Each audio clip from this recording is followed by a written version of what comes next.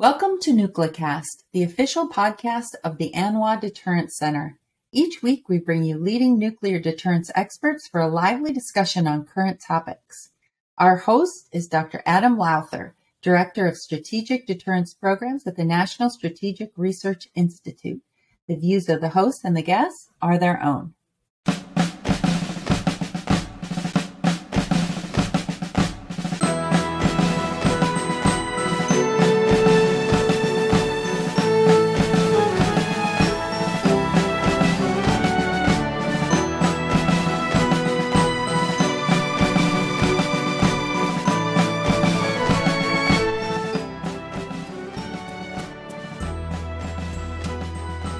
And welcome back to our next edition of NucleCast. Of course, I'm your host, Adam Lowther, and with us today is the distinguished Dr. Brad Roberts. Many of you know him. If you're in the nuclear community, it's hard not to know the name Brad Roberts. So for those of you who don't know who he is, of course, now the director of Lawrence Livermore National Labs Center for Global Security Research, which is within the DOE lab community, is really one of the great places where strategic thinking is done.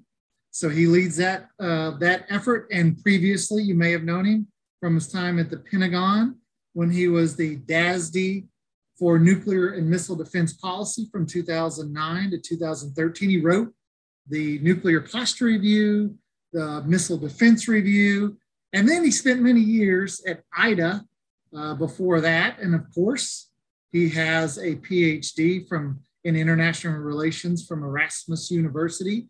So he is, of course, a well-rounded, all-around good guy. And we're glad that you're on the show. So thanks for being here, Brad. Thank you, Adam. Thanks for the opportunity. And let me just be clear, I am not the lead singer from Crash Test Dummies. It's funny that you should say that, because I went online just to get a new bio for you, and I put your name in, and I was like, Crash Test Dummies. There's Brad right there. That's right. Different guy.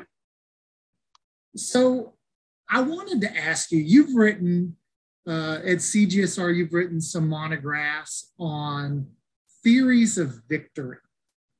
And this is something I think it's really important, and it's often something we don't really talk about.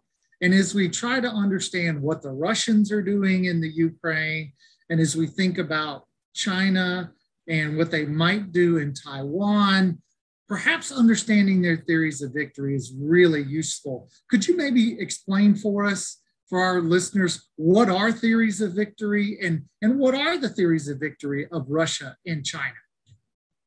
Well, my thinking on this started when I was in the Pentagon, and at 6:45 every morning, the bad news showed up.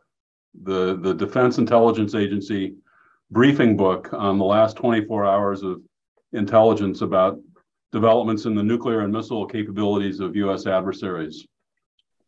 And I got a lot of what was happening, but not why, out of this intelligence. And I began to ask questions about, well, how will they know when they've got enough? By what metric are they gauging their progress towards what goal? And this led to a multi-year effort to understand the way in which Russia conceives of the possibility of fighting a regional war and escaping somehow with its interests intact, maybe even winning. And the basic concept of a theory of victory is that it's the causal linkages between ends, ways, and means. So the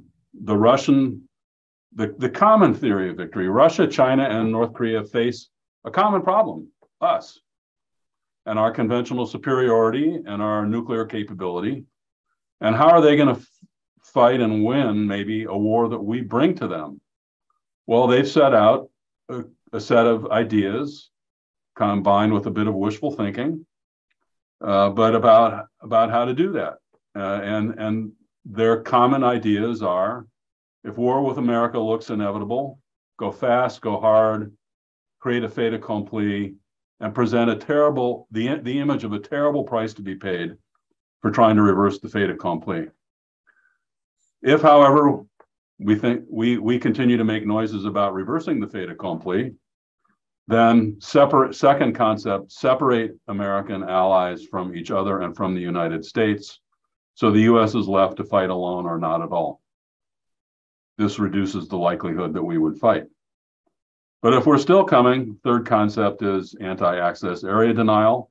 You're able to impose costs beyond our willingness to absorb them.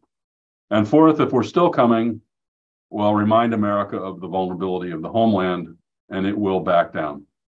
Why will it back down? And this is the core element of the core concept, is because of an underlying asymmetry of stake and interest.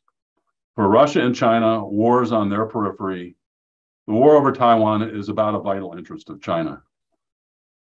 And their assessment is that the US interests at stake may be very important, but not vital in the same way. And thus they can engage in limited acts of escalation to awaken us to this asymmetry of stake, causing us to choose to no longer continue the war and to settle for some outcome dictated by them. Now, as you think about theories of victory, and you've explained for us what the Russian and Chinese theories of victory are, and as everything I read, your description sounds spot on. And so I wonder, do we have a theory of victory that we operate off of? Not so much. We have the what people fall back on is what the joint operating concept on strategic deterrence defines: the deterrence calculus, the calculus of by an adversary of the United States, his calculus of the benefits, costs, and risks of different courses of action, including the course of inaction. And our basic theory of victory as a US defense community is that we can crank up the cost, we can crank up the risk, we can protect ourselves with missile defense, thereby reducing their perceived benefit of attack, and they'll bow to the inevitable conventional superiority of the United States. It's an unreliable theory. Because it doesn't account for that asymmetry of stake. Our general view is their assessment of that asymmetry of stake is wrong, that the asymmetry favors us, because what we would have at stake in a conflict like this is our reputation as a security guarantor, and thus the whole European and Asian security order. And we might have that at stake, but we have well, let me just summarize my point by saying the National Defense Strategy Commission, which reviews defense strategies, reported in 2018 that the Trump defense strategy was generally sound, on the mark, but we stood to lose the next war we might have with a major power nuclear armed rival, because we had failed to understand at the conceptual level the kind of war we would be fighting and that they would be fighting. That, to me, says we don't have a theory of victory that's up to the task. Now, as I've tried to think through this myself, one of the things that I see in terms of how either particularly China, but Russia as well, is that the first thing they have to do is to make sure the United States and its military forces never leave American soil.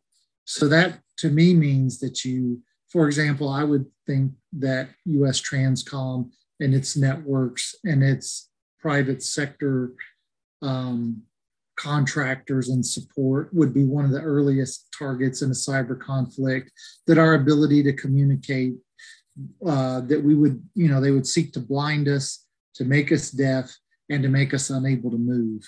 And that, as you said, that would enable them to have the time to achieve the fait accompli.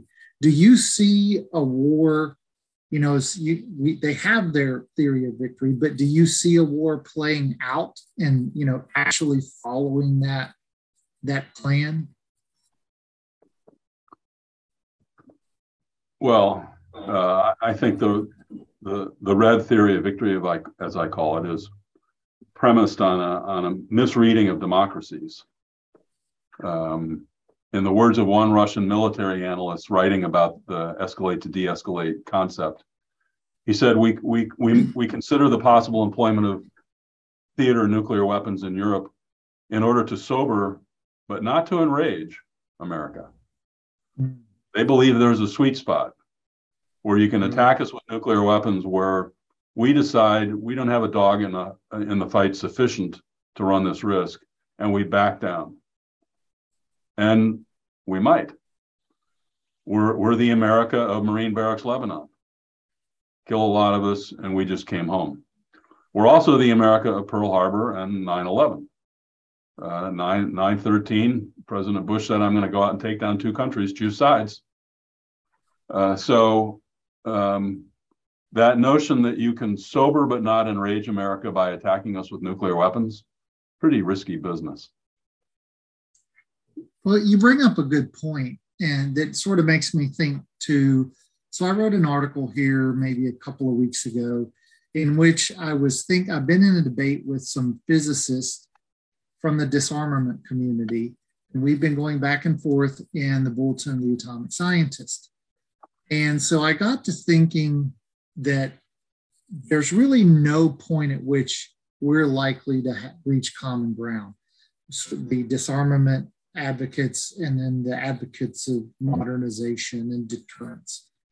And I came to the conclusion that our worldviews, and I would say as somebody from the modernization practitioner world, I'm sort of an old school realist with a pessimistic view of human nature, and versus what I would see many in the disarmament community being sort of Kantian utopians who say, hey, listen, if we have the right institutions, if we set the right standards, the right culture, the right values, then we can reshape, people's views. And there's no set human nature. So people are inherently good. And therefore, we can reach this world in which we will never have nuclear weapons and we will never use them.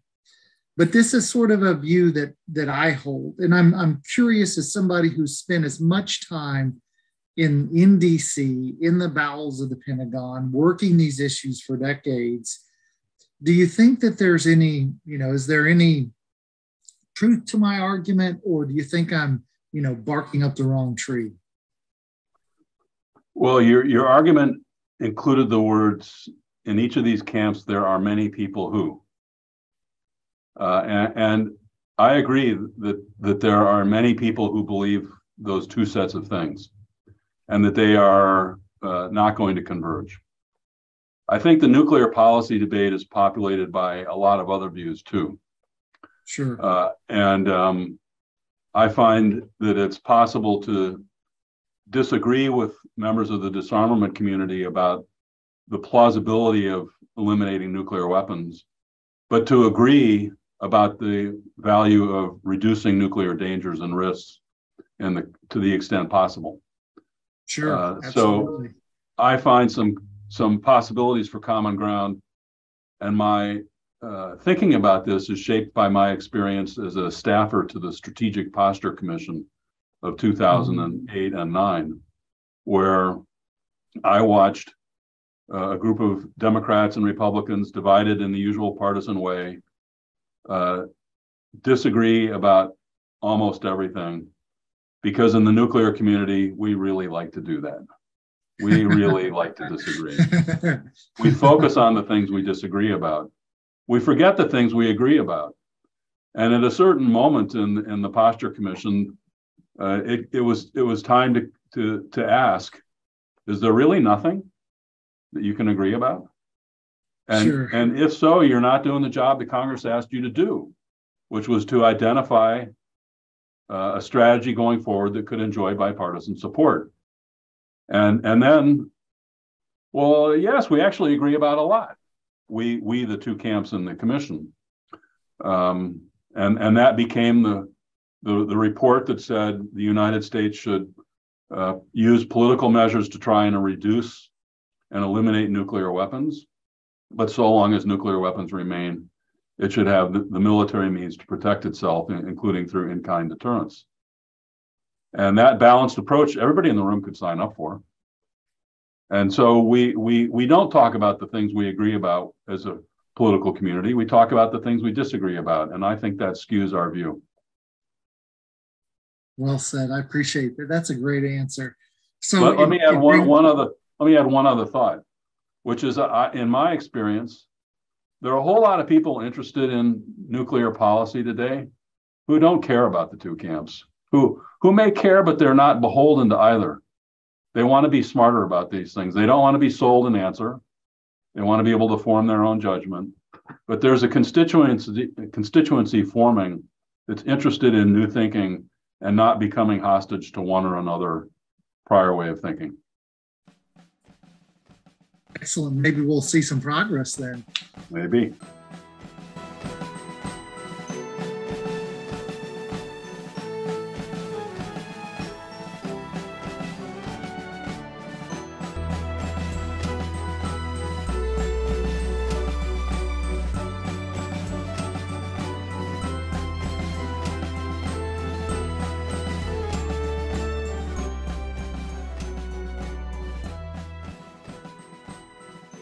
This episode of NucleCast is brought to you by the ANWA Deterrence Center, whose mission is to educate Americans about the nuclear enterprise and strategic deterrence.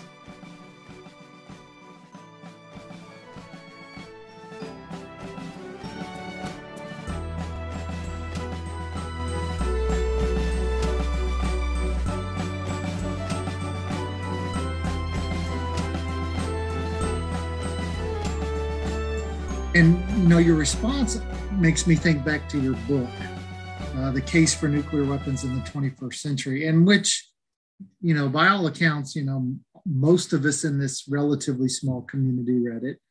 We all have an annotated copy. And so as you look into the future, sort of two questions. Do you think we'll ever actually see a world without nuclear weapons? And then, if we were to see that world, is it a world that we actually want? Because one of the main arguments is if we eliminate nuclear weapons, then we return to an era of great power wars, a la the 20th century, and that was roughly 90 million people killed in the two great wars.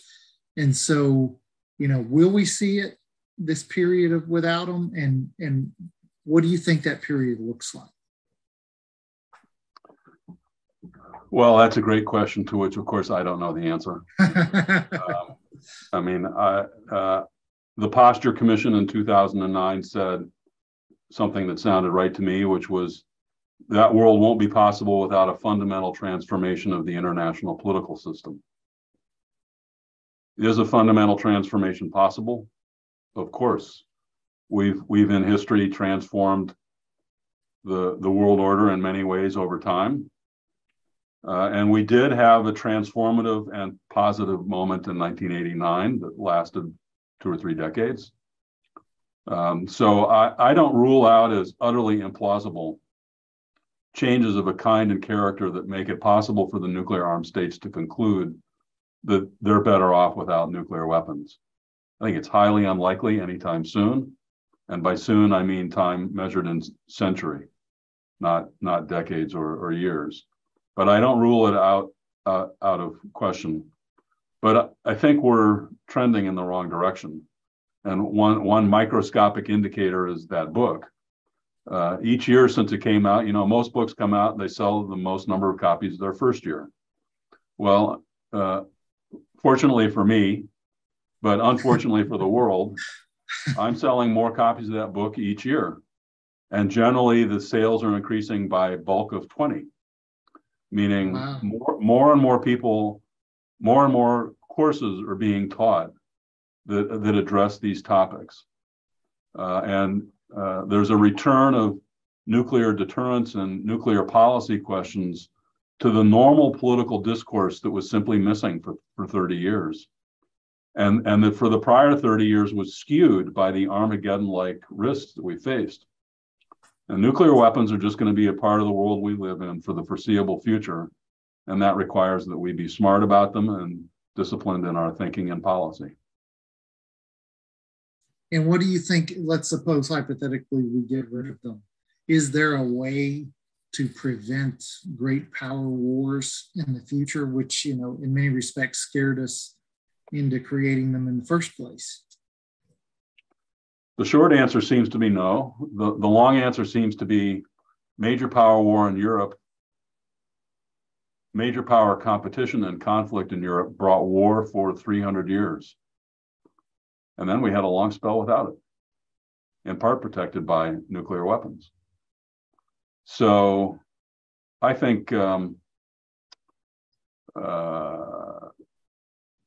major powers are going to find it very difficult to go without nuclear weapons in the kind of world we live in, but it's not inconceivable to me that they could arrive at a place where they conclude that they don't need them anymore, because either they have substitute means or the conflicts that they envisioned as making these deterrents necessary are no longer plausible.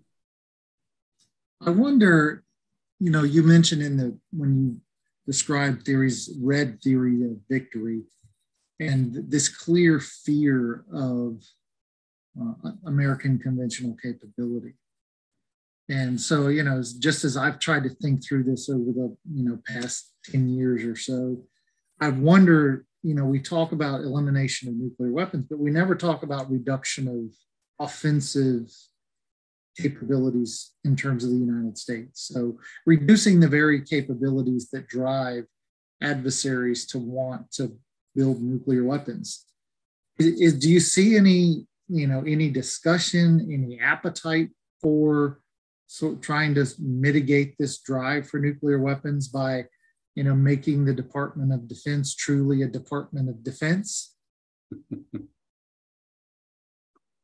Well, I'm not sure where you're going with that question.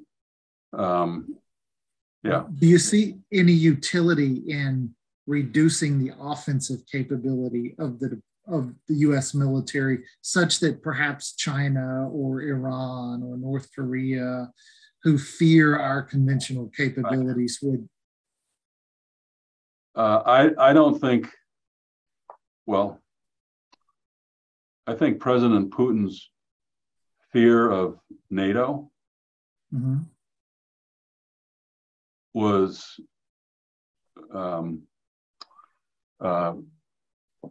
came at a time when NATO had no military threat, posed no military threat to Russia. The threat that President Putin perceives is more ideological and political. It's to the legitimacy of his regime. It's the color revolution threat. I don't really think he believes that NATO is going to try and roll in across the borderlands and march to Moscow to plant the NATO flag, and having taken down the Russian flag. I don't think he believes that. I think he's his way of governing and the society he's been trying to create are simply threatened by free and successful Western societies, democracies. I would say there's a similar argument about President Xi. And so we had a long period of laissez-faire towards the military modernization of Russia and China.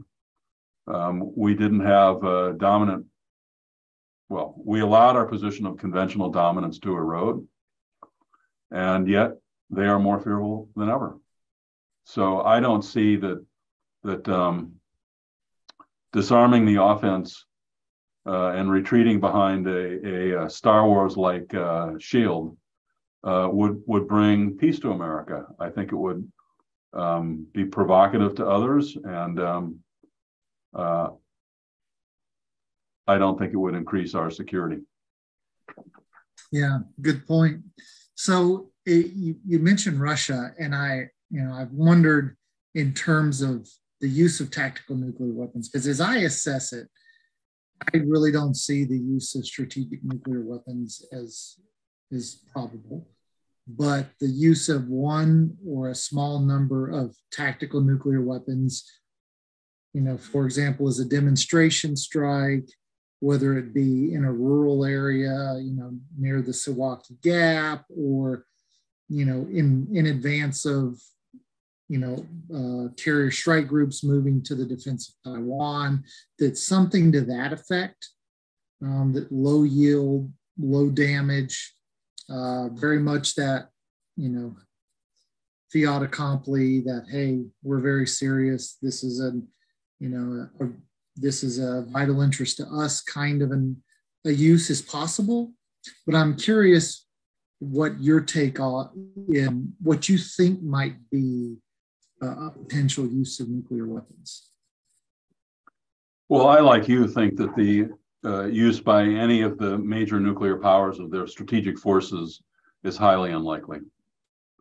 To employ these weapons in time of war is to start Armageddon-like strategic exchanges, and no one wins. The question is, do any of the states armed with theater capabilities or tactical capabilities think differently at that level?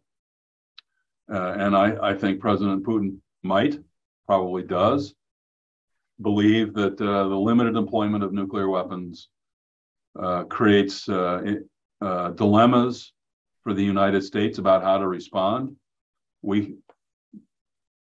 Russia can attack without attacking the American homeland. The United States to counterattack the Russian homeland, that gets problematic. So I worry about the possibility that the theories of victory of Russia, China, and North Korea include strikes to sober but not enrage us, to quote the Russian author again. That this idea that there's a sweet spot where you can do enough damage with a nuclear weapon to influence our calculus of cost and risk, but not so much as to motivate us to do terrible things in response. I think that's a dangerous fallacy. But overall, it seems to me that the possessors of nuclear weapons want them principally for purposes of self-defense and coercion, and that there are pretty strong fire breaks to the employment of nuclear weapons.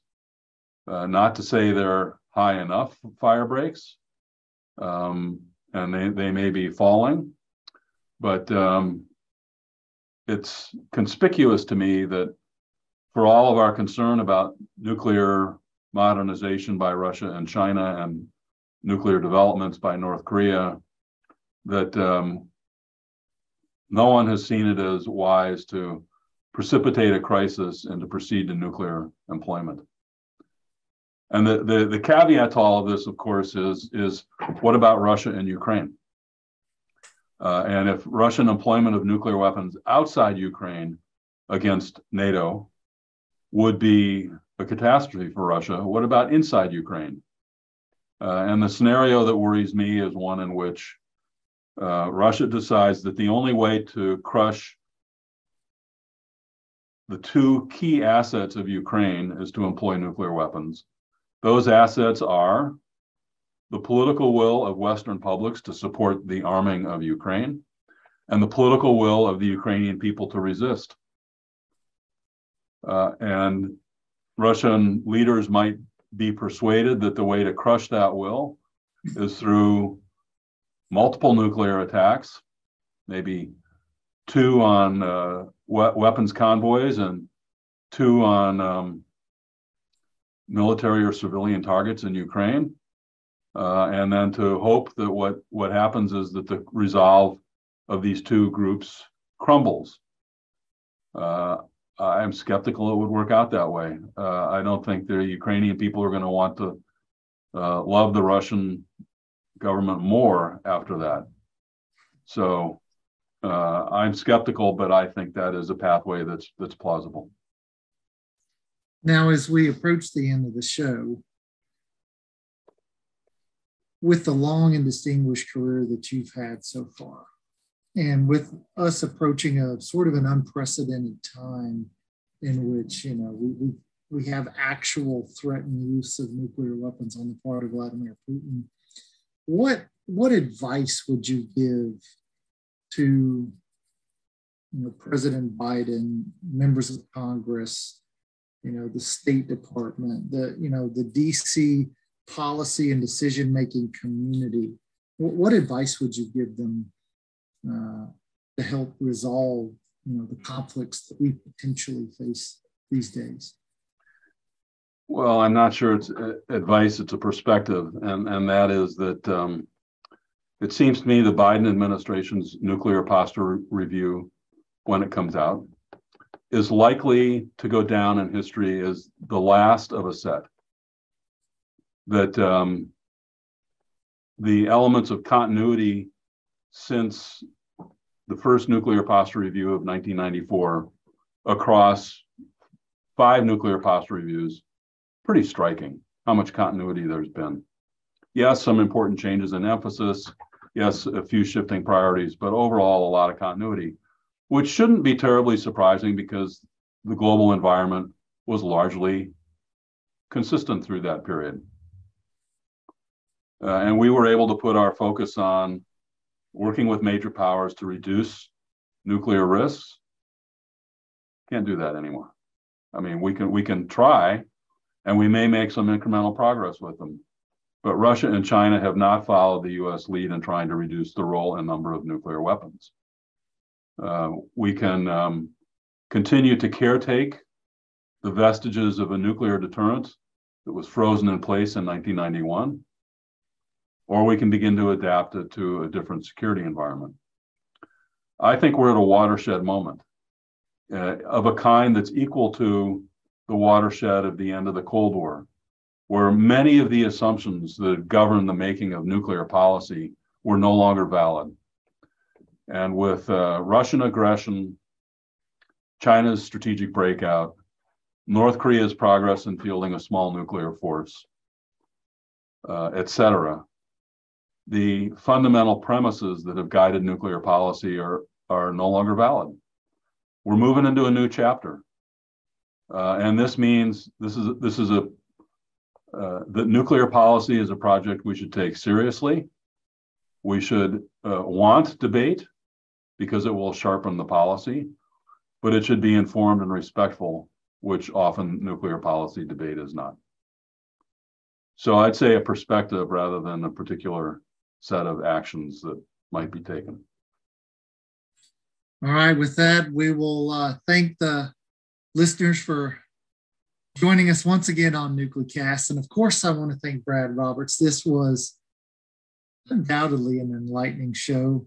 We will, of course, have to have you back. So we appreciate your thought-provoking ideas and well-conceived. And, if for those who have never actually gone to the CGSR website and gone through all of the material that is there, it is a great repository of some excellent and well-done research. So I would encourage the listeners to visit CGSR's website.